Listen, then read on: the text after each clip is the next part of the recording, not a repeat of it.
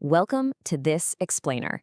Today, we're going to completely dismantle almost everything you think you know about ancient childhood, adulthood, and reproduction.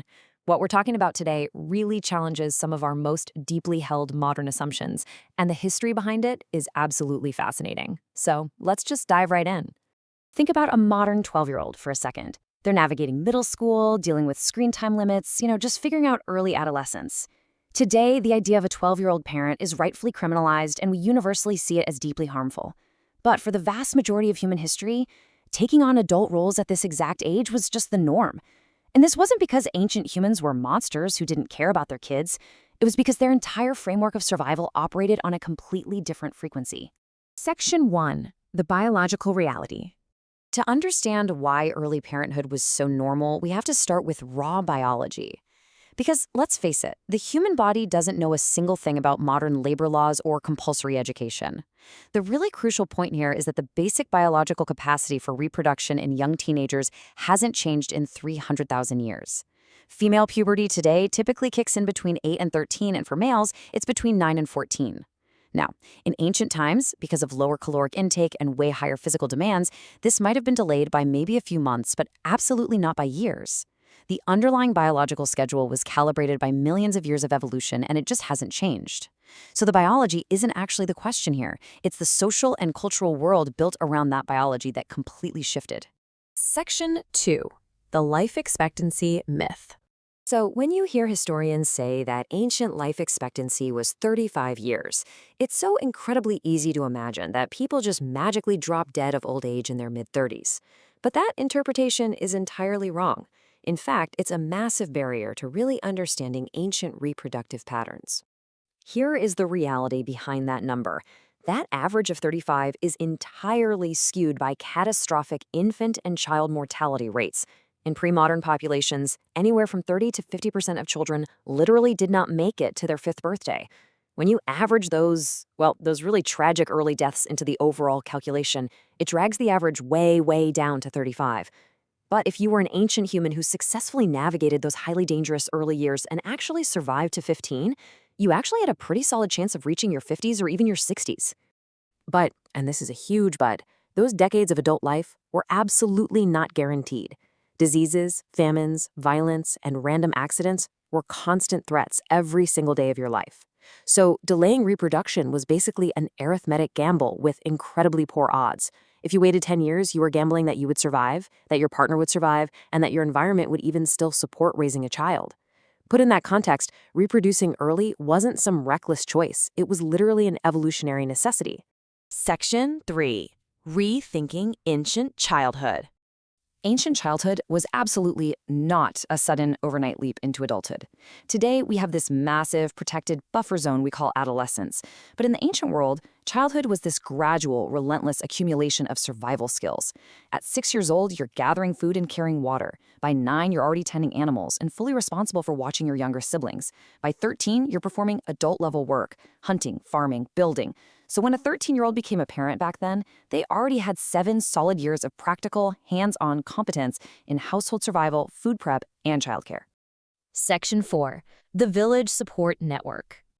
Now, even with all those practical skills, a 13-year-old parent obviously lacked full cognitive maturity. We know that. But they weren't just left alone in some isolated apartment to figure it out on their own. Ancient marriage wasn't two young individuals setting off to start a brand new, independent life. Instead, that young parent was instantly absorbed into a super dense network of experienced mothers, mothers-in-law, aunts, and elders. That young mother had a robust, multi-generational safety net, providing constant physical help and crucial child-rearing knowledge. And this extended family structure wasn't just a nice perk or some lucky cultural coincidence. It was the evolved biological infrastructure explicitly designed to make early human reproduction sustainable. It's actually called the grandmother hypothesis. It shows us that older women provided the critical extra calories, the childcare, and the generational knowledge that measurably, drastically improved infant survival. It was a massive community effort that perfectly counterbalanced the developmental incompleteness of a young teenage parent. Section 5. Agriculture's economic shift. But here is where the story takes a really fascinating turn. Ancestral hunter-gatherer groups like the modern Hadza or Sand peoples actually waited until roughly 19 to have their first child. 19. So that extreme drop down to the early teens wasn't actually our default state. It was specifically driven by a massive technological shift, the invention of intensive agriculture. Agriculture completely changed the game. It created food surpluses, population density, and an entirely new economic logic. Basically, on a farm, children are essential labor assets. Early marriage became a highly calculated tool to secure long-lasting family alliances and consolidate land. Bride prices and dowries became these very explicit economic transactions. Now, to be clear, treating young people, especially girls, as economic assets is exploitative and genuinely harmful by our modern standards. But understanding this historical logic is absolutely necessary. It lets us see exactly why early marriage became a widespread, cold, hard arithmetic survival strategy for thousands of years. Furthermore, it's really essential to note that even in these ancient agricultural societies, biological puberty did not automatically equal social adulthood. It's not like you just turned 12 and they handed you a baby. Traditional societies still required very specific initiations, extended ceremonies, and strict skill demonstrations before someone was socially permitted to take on a family role. There was a widespread, built-in recognition that you had to prove you were socially ready, even if the raw biological capacity was already there. Section 6. Why modernity changed everything. So, if human biology hasn't fundamentally changed, why is early parenthood so universally recognized as harmful today? Well, because the world has entirely transformed. The social and demographic structures that once compensated for young parents' developmental incompleteness, they have basically vanished from the modern industrial world. Today, isolated nuclear families are the norm, meaning that vital multi-generational support network is just gone. Children today are, let's be honest, economically costly. They aren't out there providing farm labor. Participating in our modern economy requires decades of formal education, and functioning successfully in modern adult roles requires a fully developed prefrontal cortex, which doesn't even finish cooking until our mid-20s. Plus, thankfully, child mortality rates have absolutely plummeted, meaning the intense, pressing demographic pressure to reproduce early and often just doesn't exist anymore.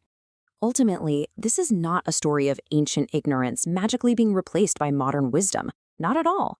It is rather a story of humans finding radically different solutions to very, very different environmental pressures. What was a highly adaptive survival mechanism in an ancient agricultural environment becomes genuinely harmful in a modern industrial society.